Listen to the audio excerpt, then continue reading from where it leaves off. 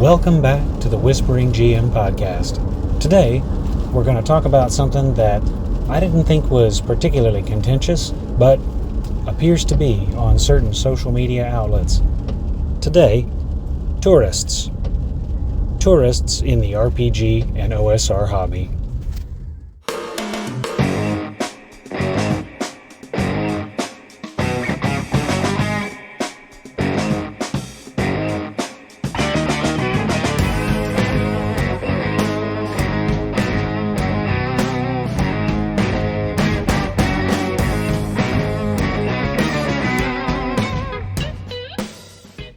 So, what am I talking about sitting here with OSR and RPG Tourism? Well, to start, I'd like to think about what tourism is and what it entails. For folks who've known me a while, folks know that I live in the St. Augustine area, so proud Florida resident, which qualifies me to do two things. One, use alligators as water skis, but two, to talk about tourism.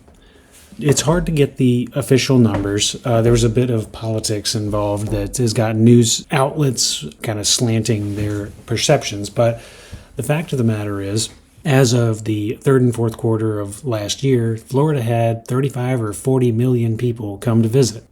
Tourism is one of the big economy elements down here, and we get a whole lot of folks who travel to escape winter or who come down to vacation in the summer. And the closest thing in my neck of the woods, folks will come down to St. Augustine. They will head over to the fort, Castillo del San Marco. They'll head out to the beach, Anastasia or St. Augustine Beach, and they'll do all the history museums. And then when they head home, they will be the local expert in Florida history in wherever they're from. But the key here, they went home. They went back after they finished up their experience. They filled up on Florida, and they went back to whatever they were before. In the same way, an OSR tourist is, I will argue, someone who comes into the OSR, plays a few games, says, hey, that was fun, and then walks away. Arguably, an RPG tourist, by comparison, is someone who does the same thing to tabletop in general. Shows up, plays a bit, says that was fun, and then heads home, the resident expert back at the fantasy football league or the Netflix binging club, whatever they do. And these people are those people that this episode is about. So now that I've kind of spoken to what a tourist is, I'd like to speak to what a tourist is not. So who qualifies to be one, and who just plays one on TV. There are two main types of gamer that I've experienced fighting in this hobby over the term tourist. The first of which is what I would call the focus gamer. The focus gamer is someone who has found their system, runs their system, and is not interested in other systems. There are a lot of folks who play AD&D who fall into this category. They enjoy the game. It is a complete game. They've been running their campaign for 30, 40 odd years, and they're not interested in changing. On the other hand, they stand in stark contrast to what I would call the spectrum gamer. No, not that spectrum. The gamer who likes to experience a variety, a wide spectrum of games. So, someone who plays a bit of old school essentials, kind of graduates up, plays a little bit of Hyperborea, sees some of those non-mechanically compatible but OSR label games, gives them a try, just kind of plays the field. This was truthfully me when I was in college. I had a buddy, and I'm not sure if he worked for Mongoose or if he had a friend who worked for Mongoose, but we used to get a new experimental game or a new playtest. I swear it was once a month. And so we played a wide variety of stuff. It was fun. We couldn't really make a long campaign out of it because, we were jumping things around. And it did turn me a little bit pretentious for a bit, but I like to think I've grown out of that. But again, it just describes a style of play. He was experiencing new things.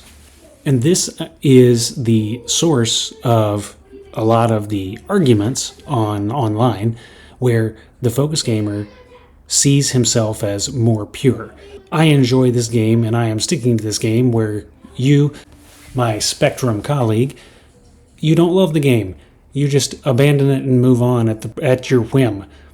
When really that's not exactly fair. Because the true tourist is someone who comes in, plays a bit, and then moves out of the hobby. And just because someone has a variety of tastes doesn't mean they can't appreciate the taste that you are tasting. Does bouncing between systems affect your ability to accurately silo the different rules? Maybe, but hey, we always have BX to fill in that gap, right?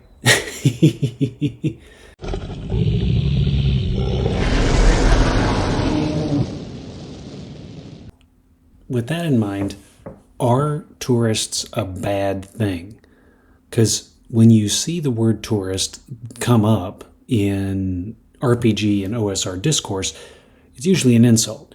It's usually intended to say, hey, you haven't played the game, you don't play the game, why is your opinion valid? And to kind of visit that, I'd like to continue with my Florida metaphor. Now, if you Google Florida, what do you find? You find white sand beaches, you find clear ocean water, and you find palm trees.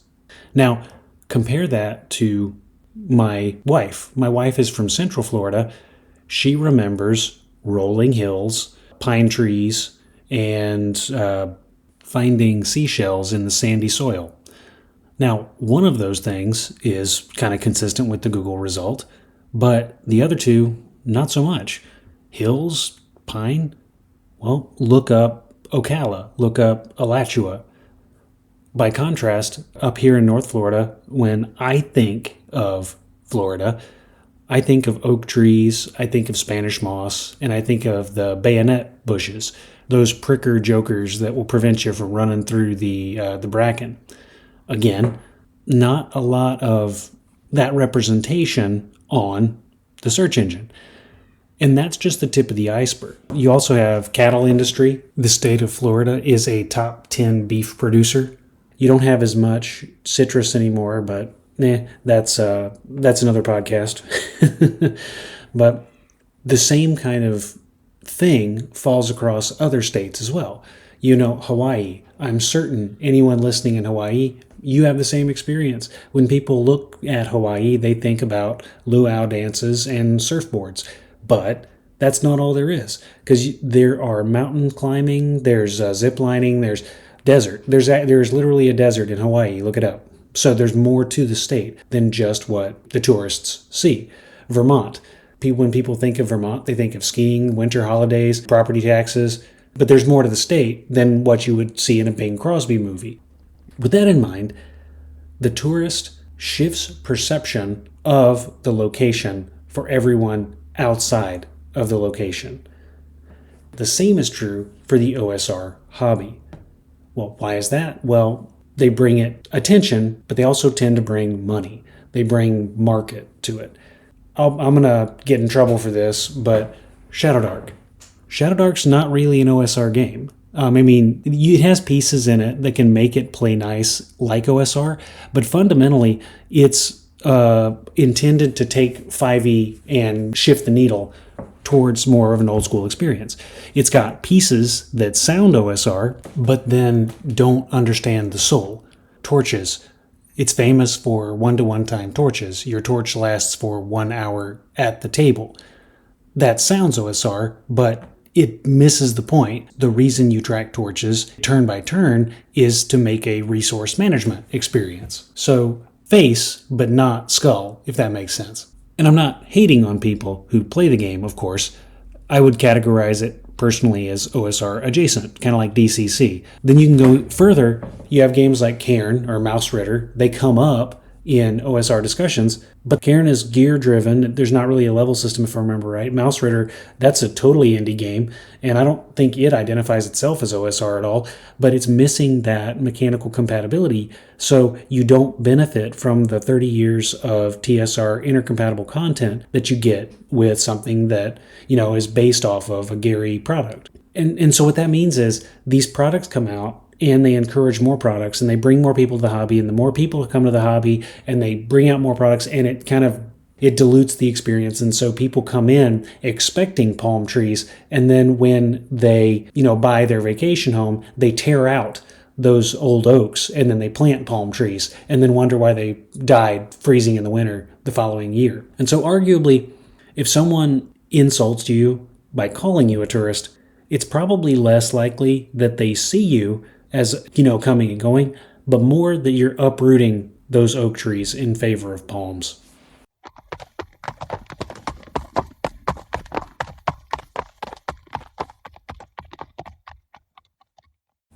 But that's not what I'm here to do.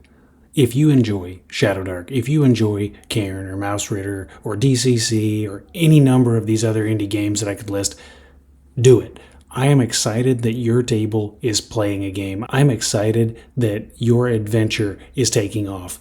And for folks who may be concerned about people coming in and trying to change the hobby, what I would caution, tourist may not be the right word.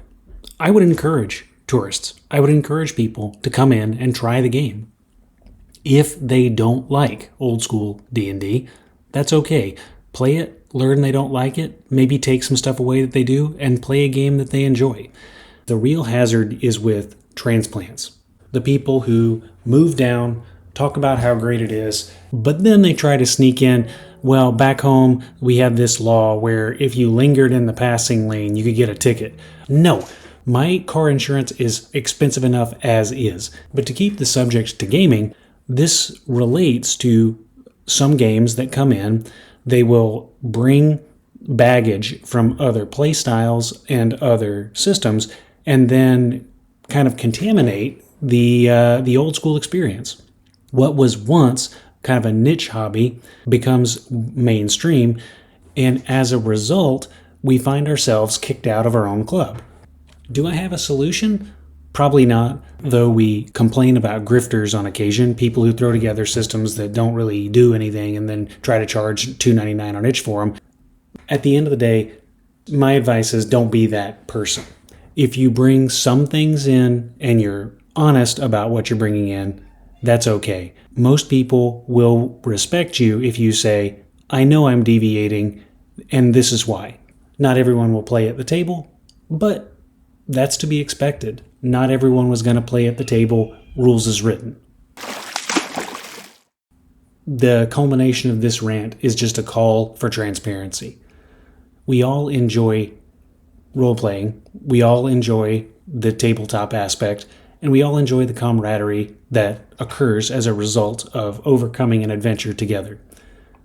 So if you change something or intend to change something, be informed about what you're changing and the kind of experience that you're gonna produce so that you can be transparent with your potential players or your existing table about what they're gonna get into.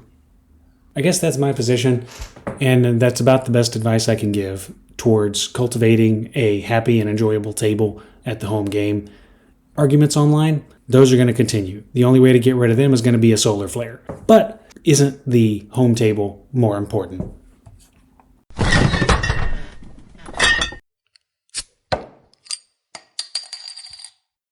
And to finish up, beg and ye shall receive. So we got some call-ins. First up, we got a message from a friend, Riley, who used to do the Diagetic Advancement podcast. It's still around. He may still come back, but for the moment he's on hiatus. Let's see what he has to say about our current discussion. Hey Taylor, Riley here. Enjoyed your latest episode on Moldvayan Revisionism. Moldvayan Revisionism. Having trouble with that word already, which is not a good start to my work day, but we'll see how we go. Just sitting in the car park, about to walk into work. Yeah, I mean, the term maybe sounds a little bit more sinister than it perhaps is, but I think I told this story on my show, but I've been running OD&D, and I had this situation in some games where surprise came up, right? And I kind of ran that how I kind of thought it should go.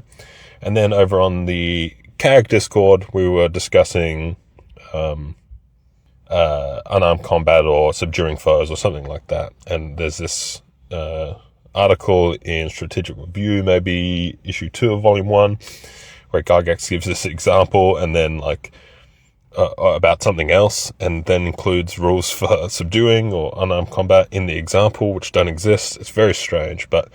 You are referencing the Strategic Review, Volume 1, Number 2, Summer 1975. To my knowledge, for those listening at home, you can find these things online if you look hard enough. I don't know if I'm supposed to link to them or not, because you cannot buy them, but you can find them, if that makes sense. But yes, on page 3, there is an example of 10 orcs surprising a lone hero. It talks about grappling, it talks about dexterity influencing initiative, which is interesting because initiative doesn't exist in the Little Brown Books, but I'm getting ahead of myself, or ahead of the call. In that example, surprise happens, and the creatures don't attack, and everyone was like, hang on, that's weird, and I thought that was weird. Go back and read the rules, and you can do far less on a surprise round in OD&D than you can in at least BX from my understanding. I haven't read the rules before recording, so again, I could be getting this, but effectively you can either move or you can melee in surprise for OD&D. And obviously if you roll your encounter distance, and if you're within 10 feet, then cool, you can melee. But if you're outside that, well, then you can't melee. You know, you could cast a spell, you could do a ranged attack, or you could move into melee. Whereas opposed for a normal round, you can move and melee. I think the rule is 3 inches or 30 feet, which of course lines up with the chainmail rule. But yeah, the principle is the same. You can do one or the other. You get essentially a half action on a surprise round, compared on the dungeon side to the 2 moves. In BX, you get to move once per turn. In original edition, you move twice. Both very common BX-isms that make it into non-BX games.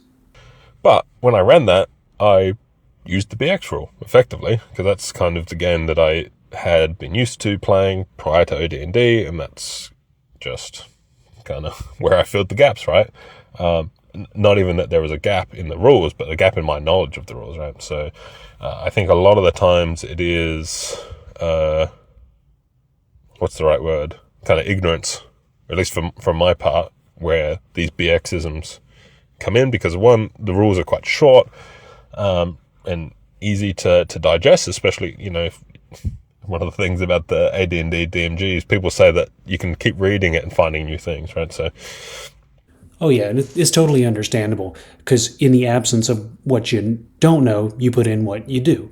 And personally, I'm of a mind that I would prefer the game keep going, the play keep flowing, than to stop, break out the books, and then determine what you should be doing.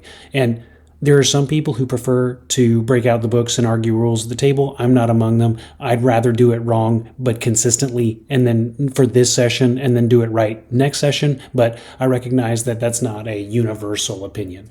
The trick about the revisionist factor, so that's the Moldvayan factor, but then the revisionist factor is then, well, in the absence of clarity, then BX must be correct. It's putting the intentions of Moldvay onto the authorship of Gygax, 5 years prior or 10 years prior, depending on whether you're applying it to AD&D or the original edition. With BX, you can digest that in a day. As you said, most of the OSR games are BX based, so a lot of new people's exposure. I didn't play these games when they came out because I was not alive. Yep, that can be an impediment. And so that was my first exposure, BX. Then I start playing OD&D, and that stuff creeps into your game, does it? And I think it is important to be careful. I think that's what I said in my show. You got to be careful about these things leaking in from other games, whether it's BX, 5e, or what other games you've played and have experience in. If you want to play a game, you got to be conscious that you're not doing that. Or conscious at all of doing it or not doing it. Like, you can say, well, I don't like the D&D role, I'm going to use the BX role, and have that as a conscious decision. I think that's fine. And fundamentally, at the table, I agree with you. It's important to be transparent, it's important to be straightforward, and it's important, foremost, to be consistent. But there you go. I've rambled on far too long. As I said, enjoyed the show. Keep it up, and bye for now. Goodbye for now, my friend. It's good to hear from you. Thank you for calling in.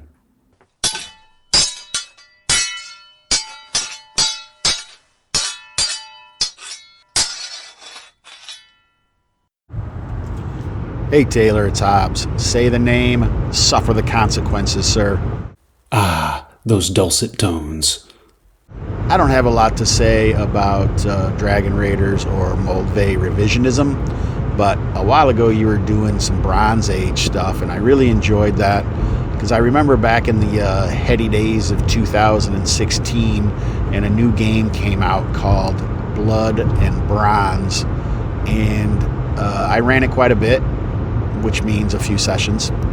By Cyclopean Games, as I recall. I remember when it came out, there are a couple supporting products, so I'll put a link to the website for folks who may be interested. But yeah, I remember it coming out. I was very curious about it because of the setting, and it's wild to hear that you ran a handful of sessions with it, because I think you and I met in 2018 timeframe, so barely missed it. Or barely missed the overlap between your experience and mine. And it wasn't great. I don't remember the problems, but if anyone's looking for a Bronze Age game,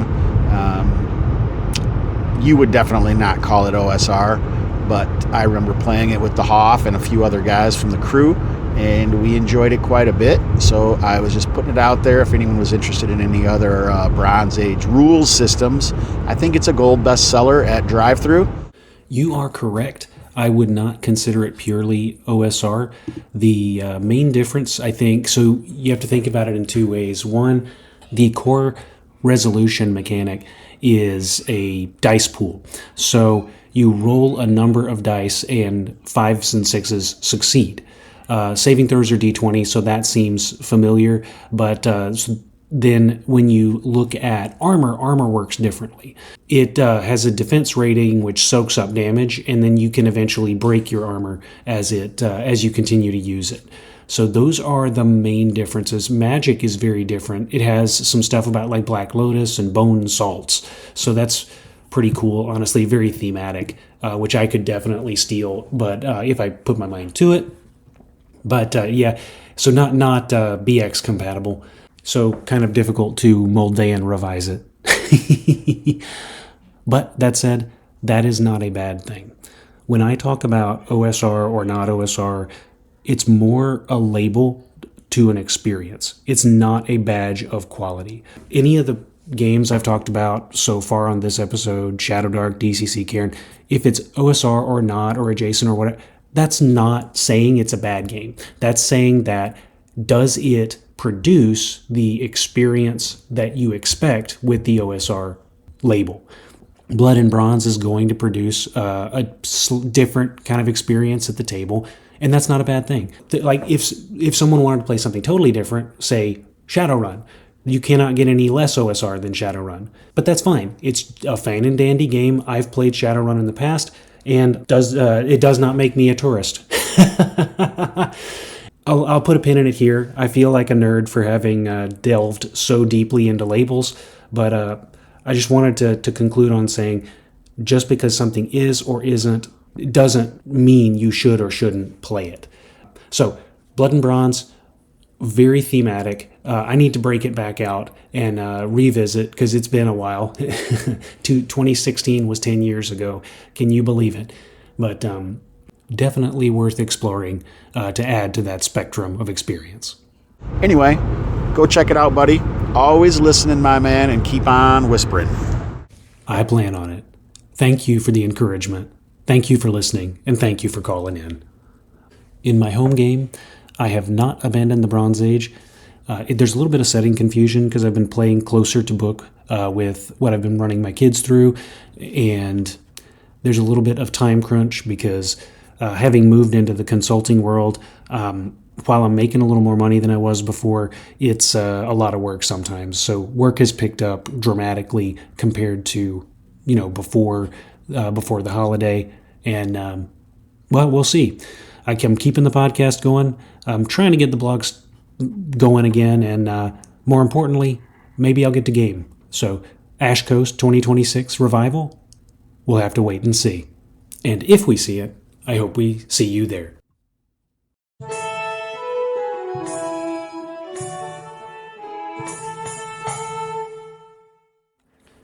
And if a stranger is sojourning with you, or anyone is living permanently among you, and he wishes to offer a food offering with a pleasing aroma to the Lord, he shall do as you do. For the assembly there shall be one statute for you, and for the stranger who sojourns with you, a statute forever throughout your generations. You and the sojourner shall be alike before the Lord. That's Numbers 15. And while that's talking about participating in the tabernacle, I think it applies here too. There's one book, one game, one table. And while that game may not be right for everyone who gives it a try, it's good to give them a chance to see if it's somewhere they may want to sojourn forever.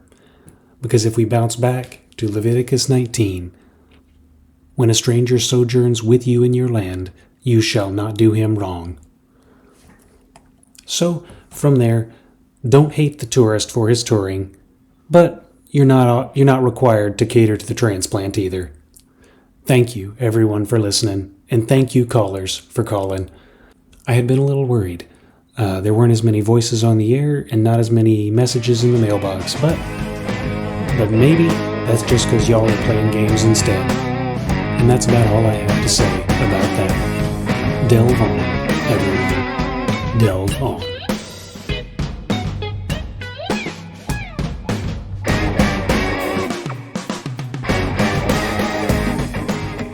And that wraps up this episode of the Whispering GM Podcast, an independent production by Clerixware Ringmail, intended for educational and informative purposes, and released under the Totally Steelless license. Sound effects are retrieved from Pixabay or Mixkit.co and used under the Creative Commons 0 or Mixkit.co sound effects license. Theme is Hooligans by Michael Lemire C., used under the Mixkit.co stock music license. Parties interested in or with questions regarding the podcast are encouraged to reach out via the methods on the Clerixware Ringmail blog. Thank you for listening.